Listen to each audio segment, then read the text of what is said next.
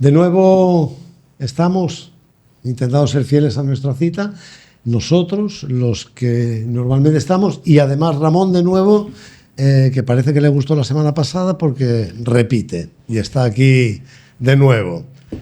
Y recordando un poquito dónde nos habíamos quedado, padre, si no recuerdo mal, estábamos camino de Rivendell, que es la tierra de los elfos. Exactamente. Porque estamos hablando y casi damos por supuesto que todo el mundo al menos ha visto la película, pero seguro que hay algunos que o no la han visto. Ahora, o no la tienen muy presente. Sí, yo aconsejaría, si alguien está interesado en el tema, en primer lugar que leyera el libro de los 3 tomos del Señor de los Anillos, porque es donde está claramente explicado. Y si alguien también, aquí tengo un libro que es muy interesante, se llama Un camino inesperado, en que da las claves lo que estamos viendo ahora, las claves interpretativas del Señor de los Anillos en la perspectiva católica. Porque ya dijimos en el primer episodio de Tolkien, que es un católico además formado en la escuela del cardenal Newman. No vamos a hablar de esto porque sería muy largo, la visión que tenía Newman de la Iglesia, que en aquel tiempo fue incomprendido, pero que ha sido remitido por la Iglesia, ha sido declarado santo. Pero bien, entonces, este libro, si alguien quiere la interpretación del Señor de los Anillos en clave católica, ese libro es muy importante. Un camino inesperado. Muy bien, déjame que lo presente y así tienen unos segundos para verlo. Bien, entonces lo digo lo de leer los libros originales porque las películas son muy interesantes, están muy bien, pero no captan la esencia de lo que es el mensaje. Exacto, el mensaje de Tolkien. Bien, entonces, siguiendo con esta historia, vamos camino de Rivendell. ¿Quién va camino de Rivendell? Van camino de Rivendell los 4 hobbits acompañados de Trancos. Montaraz, sí. Que se ha ofrecido a acompañarles, que luego veremos quién es este Montaraz, llamado también Aragorn. Para adelantar un poco la situación, Aragorn es descendiente de los reyes de Arnor. Es decir, después de la destrucción de Númenor, que es muy largo, en la Segunda Edad, unos pocos fieles han logrado escapar de la destrucción y fundan 2 reinos, uno en el sur, Gondor, y otro en el norte, Arnor. Los reyes residen en Arnor, pero Arnor, en combate constantemente con las fuerzas del mal, ha sido poco a poco destruido por las fuerzas oscuras y los reyes han perdido el reino, pero se mantiene la descendencia real. En cambio, en Gondor, como no hay rey, le sustituye el lugarteniente, que llama el senescal. Entonces gobiernan los senescales que están esperando a que aparezca el rey. Bien, Aragorn es descendiente de los reyes de Arnor, y por tanto el último es el rey auténtico, es el verdadero presidente, pero está, digamos así, está oculto su verdadera naturaleza, porque él es uno de los que combaten al enemigo. Entonces él conoce los caminos y se ofrece a acompañarles. Bien, en este caminar llegan a un lugar, se llama la Cima de los Vientos. El terreno es llano y hay una colina en medio por tanto, que es una especie de atalaya que tenían los antiguos reyes de Arnor, una atalaya para vigilar ahí al enemigo. Ahora está abandonada, está en desuso, entonces se reúnen allí para pasar la noche. Pero con cuidado de no llamar la atención, tanto de no encender fuego, entre otras cosas. Pero los hobbits, que de eso no están al tanto, cazan unos conejos y entonces los van a asar para... Entonces, claro, esa llama llama la atención en la noche, en la oscuridad de la noche, y es vista por los Nazgûl que están vigilando los caminos. Entonces, ¿qué ocurre? Que los Nazgûl se dan cuenta dónde están los hobbits y les atacan aquella noche. Entonces, ante este ataque, Frodo le entra el pánico y se coloca el anillo, intentando escapar, se coloca el anillo, pero al colocarse el anillo cae bajo la visión de los Nazgûl, que lo ven perfectamente, y entonces le atacan y uno de ellos le hiere con un puñal, le hiere en el costado.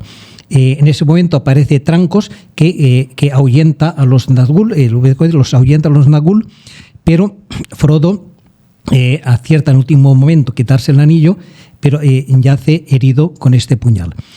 Una esquirla del puñal se le ha quedado dentro. Este puñal es un puñal de Mordor, tanto es un puñal ponzoñoso que lleva dentro de sí un veneno, y esta esquirla se va abriendo poco a poco el camino hasta llegar al corazón, y por tanto es necesario llevar a Frodo a curarlo de esa herida, que es una herida grave. ¿Qué es esta herida? Es la herida en la carne. Porque ahí es donde ha caído Frodo en el pecado de la carne. Y hemos visto el demonio, el mundo y ahora la carne. Una herida que tardará en curar y que incluso la acompañará durante toda su vida. Aunque esté curada, la acompañará toda su vida, porque esa herida va siempre con él y al mismo tiempo le ayuda a entrar en la humildad y por tanto a apoyarse en aquel que le puede ayudar. Entonces, en un primer momento, Trancos logra con unas flores, se llama flores de Antela, detener el avance del mal, pero no curarlo del todo, porque solamente se puede curar en Rivendell. Entonces hay que llevarle urgentemente a Rivendell.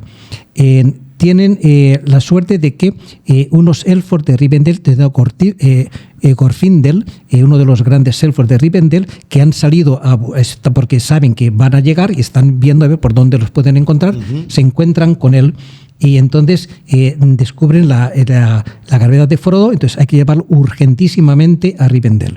Entonces Glorfindel le monta en su propio caballo. En la película aparece otro personaje, una elfa, pero sí, en los libros es Glorfindel, que le presta su caballo, no va con él. Y entonces un caballo élfico que sabe el camino y se lanza corriendo a todo galope hacia Rivendell. Los Nazgûl le van persiguiendo, y los amigos han quedado detrás, claro, porque ellos no van montados en caballo.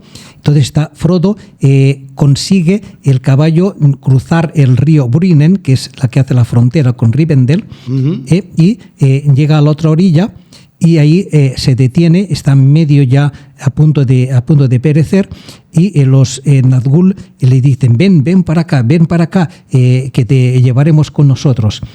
Y en ese momento, cuando todo parece perdido, hay una avalancha del río que ha sido provocado por Elrond, que es el rey de los elfos, y por Gandalf, que defienden a Frodo. Esta avalancha se lleva por delante a los 9 jinetes y a sus caballos. Y así, por tanto, en ese momento Frodo queda desvanecido. Bien, cuando despierta Frodo se encuentra que está en Rivendell, acostado en una cama, que ha sido curado, ha sido sanado. Y ya la herida está ya más o menos curada, aunque, repito, no curará del todo. Entonces allí se encuentra con sus amigos, que finalmente todos han podido llegar sanos y salvos a Rivendell. Organizan una fiesta aquella noche para la bienvenida, pero dicen que pronto tienen que acostarse porque para el día siguiente hay convocado un concilio para ver qué es lo que hacer, porque han llegado representantes de todos los pueblos libres de la Tierra Media. De hecho, allí está Glóin, que es un enano, uno de los enanos que acompañó a Bilbo en la expedición, con su hijo Gimli. Han acudido allí porque los enanos han recibido una visita de enviados de Mordor preguntando por los hobbits, porque dónde está el anillo, por tanto, de alguna manera, y les ofreciendo recompensa de parte de Mordor si les ayudan a descubrir dónde está el anillo. Entonces ellos se dan cuenta de que el enemigo sabe que el anillo ha sido encontrado y que por tanto está buscando con urgencia. También está allí Boromir, que es el hijo del senescal de Gondor. Gondor es el reino que está enfrente de Mordor, por tanto es la primera línea de defensa. El más asediado. Que está, por tanto, en lucha directa con Mordor. Entonces, él ha tenido un sueño de que acuda a Rivendell porque allí va a tener respuesta a lo que él necesita. Entonces acude allí porque le han dicho que ahí está la espada que ha sido quebrada. Recordemos que en la primera victoria sobre Mordor y sobre Sauron, la espada se quebró y el hijo del rey de los hombres logró con el trozo de la espada que se había quebrado a su padre, en un último intento le cortó el dedo donde tenía el anillo, y con eso Sauron fue vencido en aquel momento. Entonces dicen que esta espada que se encuentra en Rivendell va a ser forjada de nuevo, como signo del combate, de nuevo el combate. La misma espada que le cortó el dedo a Sauron es la misma espada con la que va a ser combatido. Dando esta espada, porque la espada que combate al enemigo es una espada de doble filo, que es la espada, es la palabra de Dios, que es la palabra de Dios la que combate y destruye al enemigo. Pero eso lo veremos un poco más adelante. Entonces, los personajes que están ahí, hemos dicho un enano, un hombre, Boromir, está también obviamente Aragorn, está Gandalf, que estaba allí, está también los hobbits y también están los elfos, porque los elfos del Bosque Verde han ayudado también para pedir consejo. Entre ellos está Legolas, que es el hijo del rey de los elfos del Bosque Verde, porque hay diferentes reductos donde viven los elfos. Y este Legolas será el que asignan de parte de los elfos para... Sí, ahora va a haber un concilio para ver qué es lo que hay que hacer. Entonces, en este concilio se reúnen, es invitado Frodo, porque como portador del anillo, pero no los otros hobbits. Sin embargo, los otros hobbits están escondidos y están escuchando todo el asunto. Entonces, lo que empieza en este concilio, recordemos, un concilio. Tolkien sabe muy bien lo que es un concilio, donde están todos los pueblos libres para dilucidar qué hay que hacer en este momento de peligro. Entonces, este concilio puede representar lo que es el Vaticano II. Bueno, podría ser algo así. O la parte, actualmente la parte sinodal. Aunque mira, yo creo que vamos a leer. Yo creo que el Concilio Vaticano II voy a leer es posterior. Un texto del Concilio Vaticano II que es posterior, sí. Pero Tolkien sabía lo que son los concilios en la Iglesia. El primero sí que lo conocía. La convocatoria que hizo San Juan XXIII sobre el Concilio Vaticano II, y luego le vemos con un párrafo de este concilio y vemos qué coincidencia. Decía Juan XXIII, dice: la Iglesia asiste en nuestros días a una grave crisis de la humanidad que traerá consigo profundos cambios. Un orden nuevo se está gestando y la Iglesia tiene ante sí misiones inmensas, como en las épocas más trágicas de la historia, muy conectado con lo que está viviendo en el Señor de los Anillos. Formaba parte de nuestro deber apostólico el llamar la atención de todos nuestros hijos para que con su colaboración a la Iglesia se capacite esta cada vez más para solucionar los problemas del hombre contemporáneo. Tanto Juan XXIII es consciente de que hay un momento trágico de la historia, quizá como de los más trágicos de nuestra historia, y que la Iglesia tiene una misión inmensa que llevar a cabo. Entonces convoca a todos para ayudar a llevar esta misión.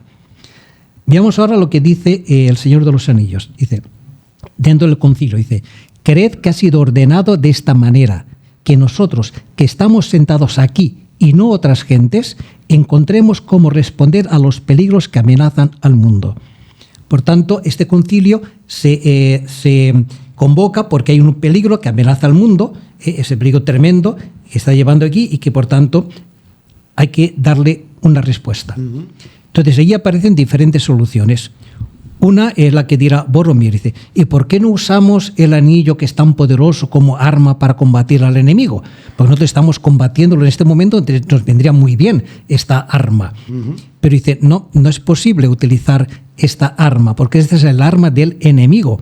Y por tanto, utilizar esta arma es estar bajo su influencia. Porque no olvidemos que el arma es el miedo a la muerte. Y por tanto, mientras mientras el miedo a la muerte esté presente, es el arma que usa el enemigo. Yo no puedo usarlo contra él, porque él es el Señor de la muerte, digamos así. Por eso llegan a la conclusión. Dirán, bueno, ¿y por qué no lo arrojamos al fondo del mar? Y entonces allí, así como ha estado tantos miles de años perdido allí en el río, en el gran río, hasta que ha sido encontrado, lo dejamos al fondo del mar y a ver cuándo se encuentra, vete a saber el tiempo que se encuentre. Dice, bueno, nuestro combate no es para esta generación y para las futuras, sino hay que buscar una solución definitiva al anillo, porque aunque esté en el fondo del mar, está allí y todavía sigue existiendo este miedo a la muerte. La única solución es destruir el anillo, es decir, destruir el miedo a la muerte, porque mientras el hombre tenga miedo a la muerte estará esclavizado. Por tanto, lo que hay que hacer es destruir este miedo a la muerte. ¿Y cómo se destruye el anillo? ¿Cómo yo pierdo el miedo a la muerte? No hay más remedio que entrando en la muerte. Es que ¿qué es lo que ha hecho Jesucristo?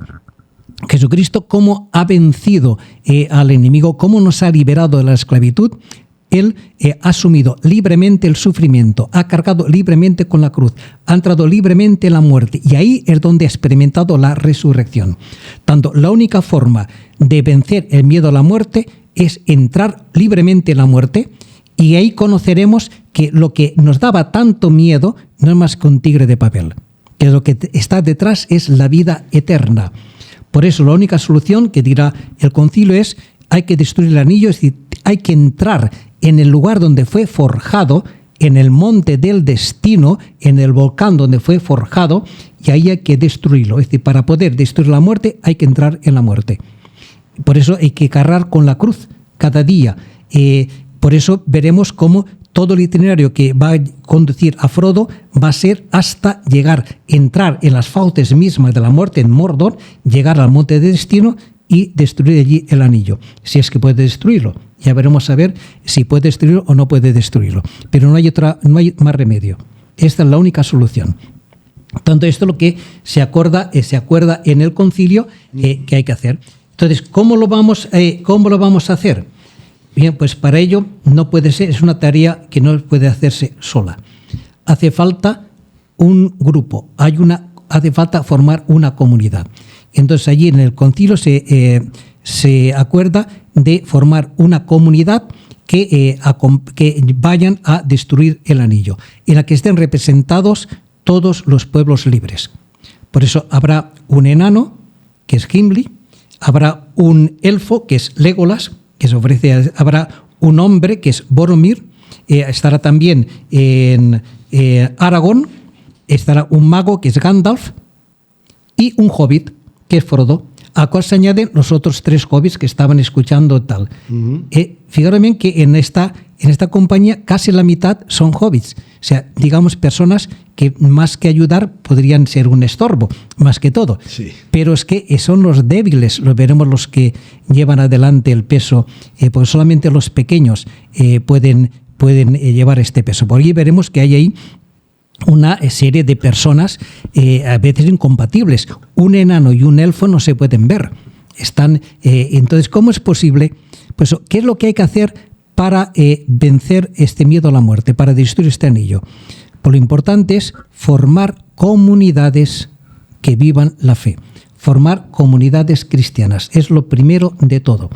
En una comunidad cristiana en que pueda haber un enano y un elfo que se puedan amar. Y de hecho veremos que luego Gimli y Legolas llegan a ser amigos íntimos. Una comunidad en que un hombre de 75 años pueda convivir con un muchacho de 15, o como un obrero puede estar conviviendo con un director de una multinacional. Como pueda, descendiente del rey. Del rey, como es Aragorn o como es el mismo Boromir. Es decir, lo que está haciendo presente ahí es la comunidad cristiana. Es necesario hacer comunidades cristianas. Y luego un texto de Benedicto XVI, espero que lo pueda encontrar aquí. Antes de que usted, padre, lea lo que Benedicto XVI quiere decirnos como respuesta a esto. Es decir, a través del Vaticano II han surgido muchas realidades que, como respuesta a la situación que el mundo vivía en ese momento, esas realidades han sido respuesta hasta el día de hoy. Hasta el día de hoy había una realidad que era respuesta, que son los elfos en el lenguaje de Tolkien, que es la cristiandad en esta realidad. Pero esto ha dado respuesta durante un tiempo, durante unos siglos, pero ya no ahora. Ahora estamos viviendo un cambio de época. Ahora la cristiandad está desapareciendo. De hecho, en el libro de la visión de Tolkien, los elfos están emigrando y van poco a poco, se va quedando ahí una realidad mucho más pobre. Y es la realidad de los hombres que los que toca ahora llevar adelante este trabajo. Por eso, lo que ha servido hasta hace un tiempo ya no sirve en nuestro tiempo. Pues, por ejemplo, en cuanto a los movimientos apostólicos, que como han sido como respuesta a lo que es el Vaticano II. Es decir, ahí está la carismática, el Espíritu Santo ha suscitado, a cambio de lo que ha sucedido, una serie de respuestas a esta situación, porque ahora, digamos, antiguamente en la época de la cristiandad, prácticamente era la jerarquía la que llevaba el peso de todos los demás. Los laicos estaban, ahora no, está una realidad, ahora son todos, por eso está aquí en esta comunidad y gente de todas las categorías, de todas partes. Porque es la Iglesia en su conjunto la que tiene que dar respuesta a esta cuestión, a este drama que se está avecinando. Pues en ese sentido, Tolkien es profético. Ella hablaba de un mundo que se desmorona, una oscuridad que cada vez es más poderosa que lo que estamos viviendo en nuestra época. Estamos viendo que el mal cada vez avanza más y que mucha gente está abandonando la fe y que la Iglesia se está quedando pequeña, se está quedando. ¿Cómo combatir un grupo tan pequeño contra este mal tan grande? Lo vemos en la obra de Tolkien, como los pueblos libres cada vez son más pequeños, están más asediados y cada vez son más los enemigos. O incluso hay una imagen, uno de los reyes está absolutamente controlado por un... Sí, por una fuerza maléfica, sí. El rey de Rohan. Exacto. Sí. El rey de Rohan está controlado, hay pueblos desencantados, hay pueblos que dicen, pero entreguémonos. Sí, sí. O sea, es tanto el pueblo como a las cabezas, ¿qué es lo que se está viviendo? Sí, sí. Te leo lo que decía el Benedicto XVI en agosto de 2005, en el encuentro de Colonia, el encuentro de acogimiento, dice, construid comunidades basadas en la fe. En los últimos decenios han nacido movimientos y comunidades en los cuales la fuerza del Evangelio se deja sentir con vivacidad. Buscad la comunión en la fe como compañeros de camino que juntos van siguiendo el itinerario de la gran peregrinación que primero nos señalaron los magos de Oriente. Recordemos aquella... Sí, lo que era Colonia. La espontaneidad de las nuevas comunidades es importante, pero es asimismo importante conservar la comunión con el Papa y con los obispos. Por tanto, esa es la característica de la comunidad del Anillo, formar comunidades en que la fe resplandezca la fe. De forma que, ¿qué es lo que está pasando en este mundo? En este momento, la avalancha del mal es tan grande que amenaza con invadirlo todo y arrastrar todo lo que se encuentra a su paso. Solamente aquellos que estén firmemente anclados en la fe podrán resistir esta avalancha. Por eso la labor fundamental que tenemos entre manos es construir comunidades que vivan firmemente asentadas en Cristo, asentadas en la fe, que puedan resistir esta avalancha del mundo que se nos viene encima. Esta es la labor más importante que tenemos entre manos. Tanto esta comunidad del Anillo, que tiene una misión. ¿Qué misión? Destruir el Anillo. ¿Cuál es la misión que tiene la Iglesia? Mostrar la victoria sobre la muerte, que se puede vencer a la muerte. Y para eso hace falta aceptar morir. No hay otro remedio. Porque nosotros anunciamos a un Cristo crucificado. Tanto si uno no acepta cargar con su cruz, no puede ser cristiano. Y esto es lo que va a pasar con esta comunidad. Es curioso cómo la novela se encarga de resaltar la desproporción entre la pobreza de esta comunidad y lo brutal y salvaje y enorme, hordas y hordas y hordas, y lo fácil que se fabrican hordas. Es con madera, ¿Cómo es? Con los orcos. Sí, se fabrican los orcos, sí. Con madera y con barro, bueno, en fin. Y venga, o sea, cómo el mal es difusivo, se reproduce y esta comunidad está ahí, débil, mal avenidos entre ellos. Sí, ha aparecido de esa situación. Y es un detalle importante, en este concilio se hace presente también una realidad, que Saruman, que era el jefe de los magos, de los que, los magos hace presente a la Iglesia, respuesta que Dios da al mundo. Sin embargo, Saruman ha caído en manos del enemigo. ¿Por qué? Porque Saruman, en primer lugar, se ha instalado en una torre y está un poco instalado, y eso es peligroso. Y en segundo lugar, porque se ha dedicado a investigar demasiado a fondo las armas del enemigo. Y poco a poco ha ido cayendo, ha ido seducido por el enemigo. Entonces, esto es lo que, ¿qué es lo que le puede pasar a alguien en la Iglesia? Le puede pasar que hay una gran tentación, que es amoldarse al mundo con el deseo de utilizar el anillo para combatir al enemigo, pero no se puede utilizar el anillo para combatir al enemigo. Por eso, aquí la cosa es categórica. No se puede utilizar. No, hay que destruir el anillo, no hay más remedio. Y el problema que le ocurre a Saruman es un problema que estamos viendo también, nosotros podemos ver en la Iglesia, como algunos, queriendo atraer al mundo, han sido seducidos por el mundo. Entonces, el gran peligro que tiene la Iglesia es querer adaptarse al mundo, digamos así, para ser aceptados por el mundo, pero el mundo está en manos, el príncipe de este mundo es el demonio. Con el engaño de que desde dentro podemos trabajar. Déjame que me infiltre y ahí poder trabajar cuando es. Pero el enemigo es mucho más inteligente que tú, entonces te enreda y te engancha y te envuelve en sus mallas. Uh-huh. Entonces eso es lo que le ha pasado a Saruman, que da un buen reflejo de lo que está pasando también en este momento en la Iglesia, como altos representantes de la Iglesia están en peligro de ser atrapados por el mundo y llevar a... Saruman será una fábrica de orcos, porque aquel que está en el mundo pues, lo que hace es fabricar enemigos de la fe.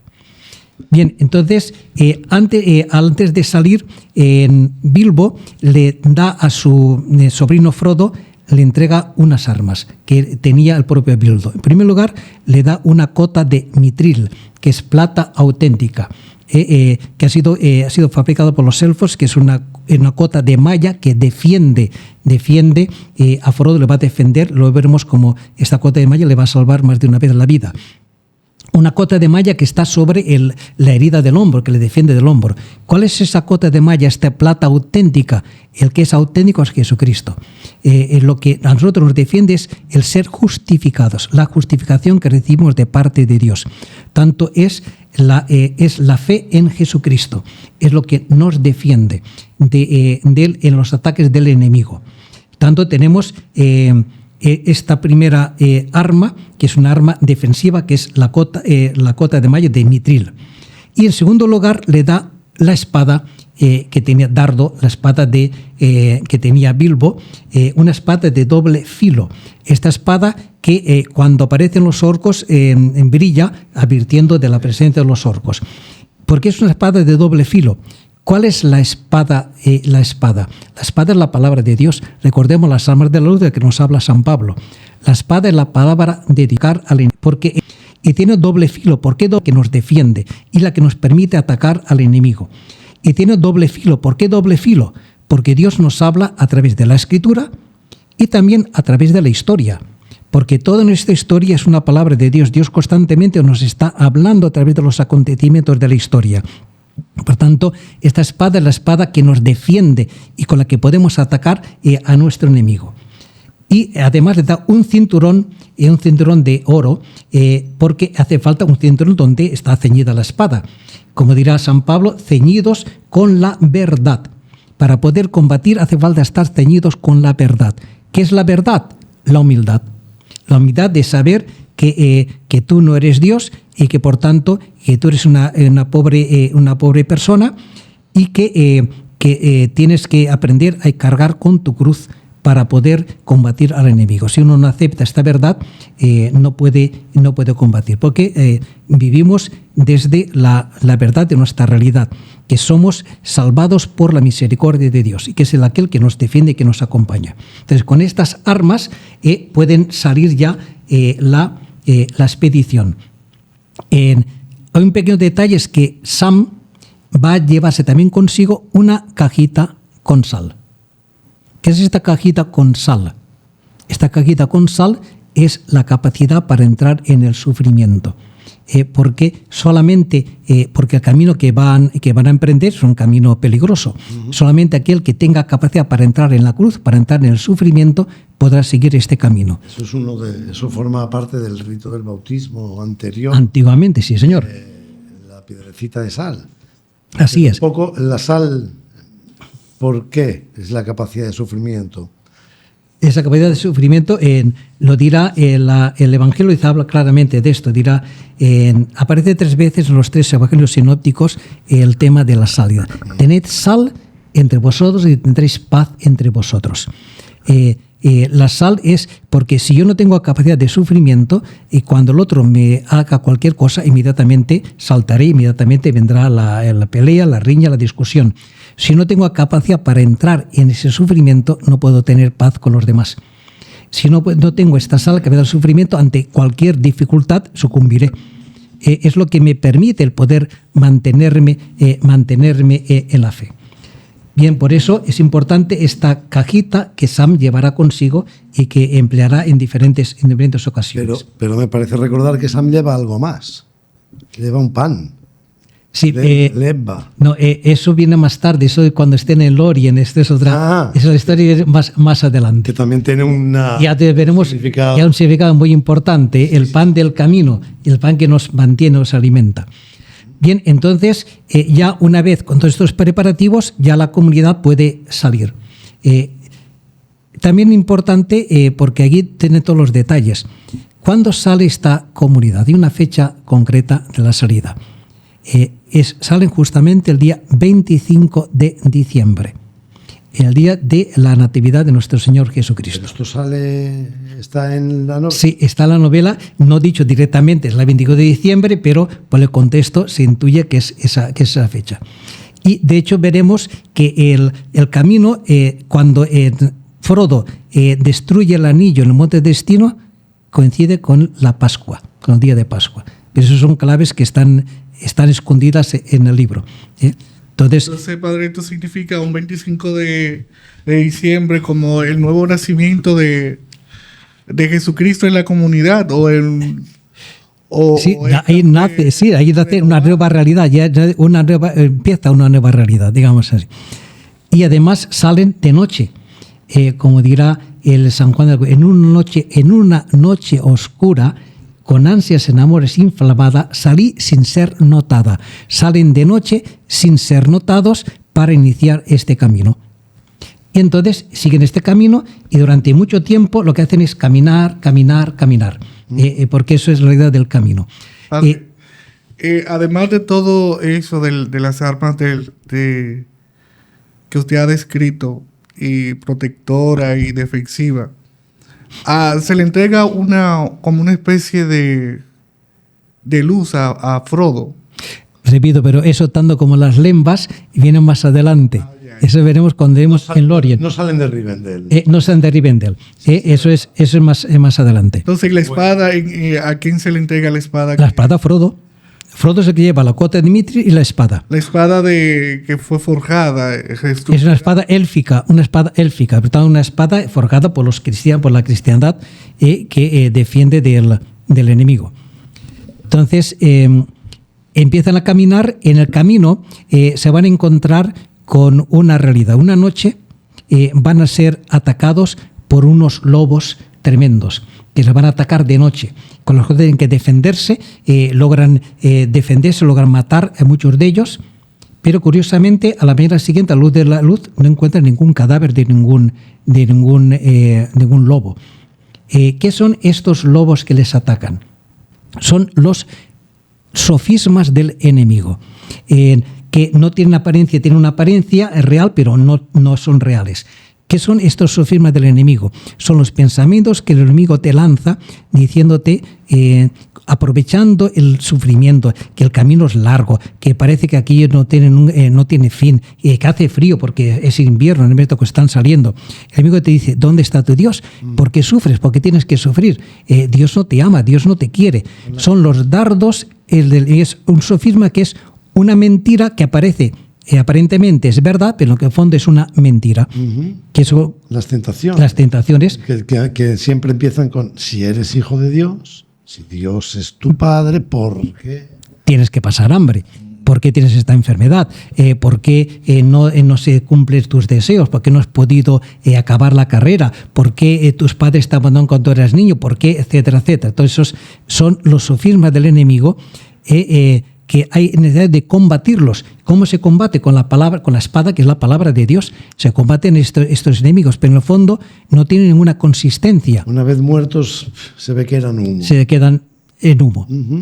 Y la única forma de combatir este sofismas, estos lobos tremendos, es con la espada de la palabra de Dios. Es decir, no, Señor, Dios me ama. Es lo que hace Jesucristo en Getsemaní, cuando aparece la cruz en el horizonte y todo su ser se resiste hasta el punto de sudar sangre. Sin embargo dirá, Padre, pero que se haga tu voluntad, no la mía.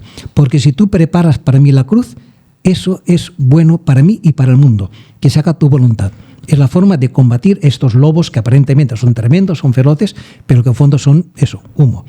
Bueno, se nos fue de nuevo el tiempo volando. Sí, terminamos, queda muy poco tiempo para llegar a lo que queríamos llegar. A ver, pues. Entonces, siguiendo este camino, tienen que atravesar una montaña, la Cara András. Pero esta montaña, el androide se vuelve en contra porque el enemigo también actúa ahí. Empieza una nieve tremenda, los hobbits quedan prácticamente sepultados en la nieve. Entonces se presenta un problema: seguir o no seguir. Porque seguir supondría la muerte de los hobbits y por tanto hay que defender al más débil, al más pequeño. Entonces deciden no seguir, no retroceder y buscar otro camino. Un camino que nadie quiere tomar. Un camino al que Gandalf de alguna manera ha insinuado, pero Aragorn dice que ni hablar va por allí, que es el camino de Moria. Entonces, como no pueden llegar por la montaña, tienen que pasar por debajo de la montaña. Y no hay más remedio que llegar hasta Moria. Pero ¿qué es Moria? Moria es algo terrible, algo tremendo. Por tanto, es el único paso. Entonces es como ¿Qué una queda? prueba, porque si íbamos por un sendero supuestamente seguro, pues surge esta tormenta que hace como... Te impide el paso por ahí, te cierra el paso por ahí. Puede ser una prueba o algo intencional del... Y entonces te obliga, eso es obra del enemigo, porque el enemigo te obliga a ir por otro camino donde él te está esperando, que es el camino de Moria. ¿Qué es Moria? Lo veremos la próxima semana, ¿verdad? Así es. Muy bien, pues interesante. Vamos siguiendo la ruta de esta comunidad e identificándola. Nos vemos, sin más, la próxima semana. Agradecemos mucho sus comentarios en todos los sentidos. Yo, por si no ha salido bien claro mi nombre, yo soy Jordi, como decía alguien en un comentario, el señor de la barba. Sí. Feliz semana y nos vemos en una semana. Muy bien, si Dios quiere.